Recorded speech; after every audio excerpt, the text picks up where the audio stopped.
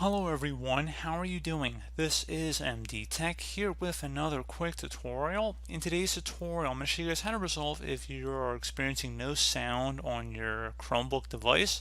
So if you've already looked at your keyboard keys and you don't see any sound function or sound feature to turn or unmute your sound, in today's tutorial I'm going to show you guys how to hopefully resolve it without too much of a hassle.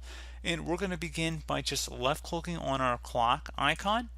And then you see there's a little sound speaker here, so toggle volume. So if you click on this, you can see it's muted right now. There's a line going through it. And even if it's not muted, so if you click on it one more time, it'll unmute it. You can see it's all the way down to the bottom here, so really wouldn't have much of an output anyway.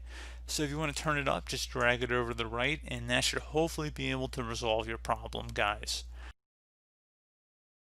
So, as always, thank you guys for watching this brief tutorial. Do hope I was able to help you out, and I do look forward to catching you all in the next tutorial.